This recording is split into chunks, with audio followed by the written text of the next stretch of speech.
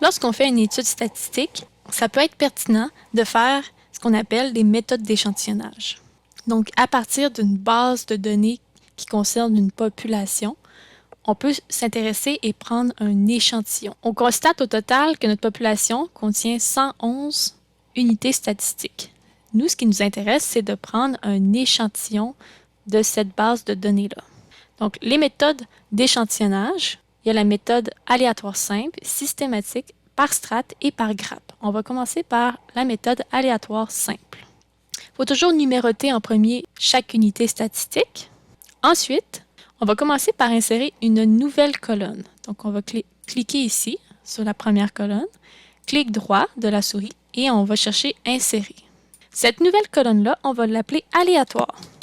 Dans le fond, ce qu'on va faire, c'est que pour chaque unité statistique, donc comme ici la première, on va donner un nombre aléatoire, donc un nombre que Excel va avoir tiré au hasard.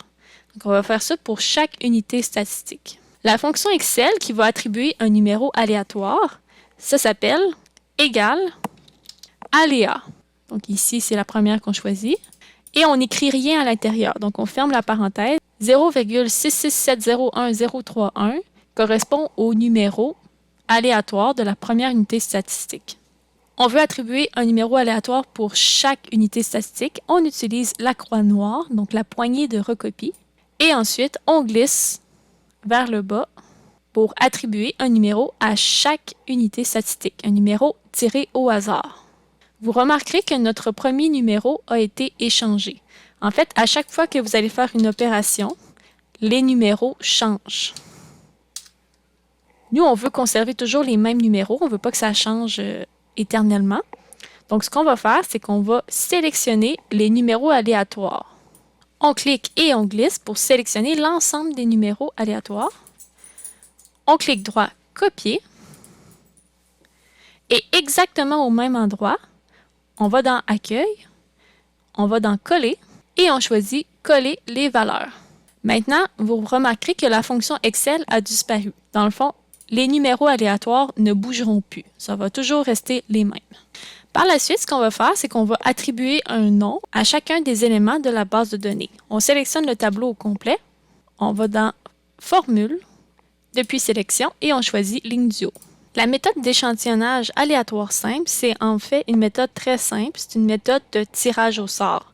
Chaque unité statistique est sélectionnée au hasard.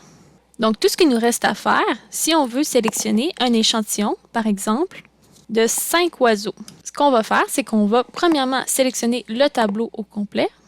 On va dans l'onglet Données, Trier, et on va demander à Excel qu'il trie les données qui sont ici.